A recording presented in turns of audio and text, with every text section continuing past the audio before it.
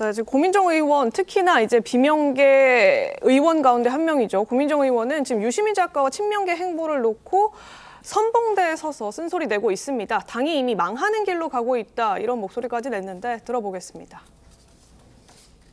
그래서 유시민 작가가 망하는 길로 가고 있다라고 지금 비판을 했습니다. 어떻게 평가를 하십니까?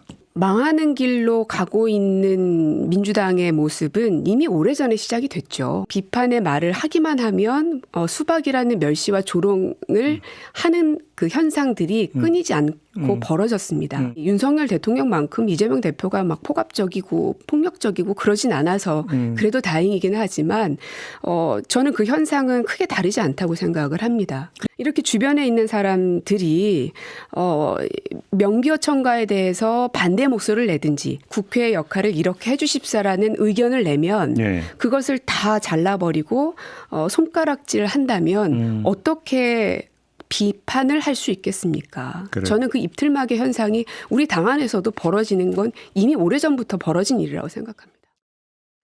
예, 뭐 오래전부터 벌어진 일이다. 특히나 이제 윤석열 대통령만큼 이재명 대표가 폭력적이고 폭압적이진 않아서 다행이긴 하지만 현상은 크게 다르지 않다고 본다. 네. 지금 이 지적이 다소 크리티컬하다, 이런 얘기 나옵니다. 장효주 변호사님. 이 이재명 대표랑 윤석열 대통령을 같이 보는 느낌이거든요.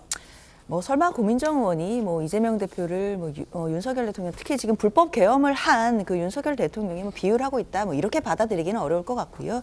저는 일단 뭐 친명계든 뭐 비명계든 뭐 이른바 진영 간의 뭐 여러 가지 이야기들이 나올 수는 있겠지만 표현이 조금씩 거칠어지는 부분에 대해서는 분명한 우려가 있습니다. 뭐 당이 망하는 길이라든지 뭐 관련돼서 좀 거친 표현들, 그리고 어찌 보면 인격적으로 또 조롱이나 멸시적으로 보일 듯한 그런 이야기들이 나오는 부분들은 좀 감정을 상하게 할 수 있다라는 측면에서는 서로 간에 좀 자제돼야 되는 측면 분명히 있다라고 보이긴 하는데요.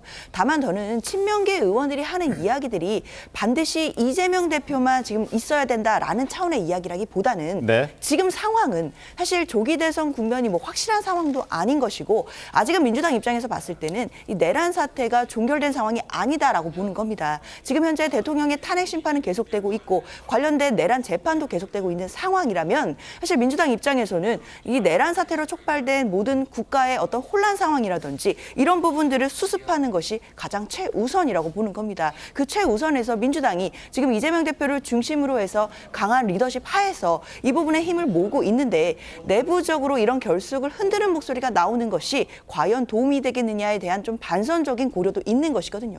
그런 차원에서 접근한다라고 한다면 이것이 단순한 계파 갈등이라기보다는 지금 현재의 국가적인 혼란을 수습하는 데 있어서 민주당이 역할을 해야 된다라는 측면에서는 반드시 또 중요한 의미가 있는 것이고, 이 역할 이후에 만약에 조기 대선 국면이 확실하게 열리게 된다라고 한다면 저는 그때는 당내에서 뭐 계파를 떠나서 여러 이야기들이 얼마든지 나올 수 있다고 생각합니다. 알겠습니다. 근데 이렇게 굉장히 호소하듯이 설득하듯이 하면 훨씬 아플 거예요. 네. 지금 옆에서 얘기하시니까 제가 좀 아프거든요. 그러니까 이런 식으로 하셔야지 뭐 무슨 얘기만 하면은 입 닫아라 하는 식으로 하는 거는 효과적이지 않다. 굉장히 효과적이고 효율적인 모습을 보여줬으니까 좀 이걸 좀 따라갔으면 좋겠다, 이런 생각이 듭니다. 알겠습니다.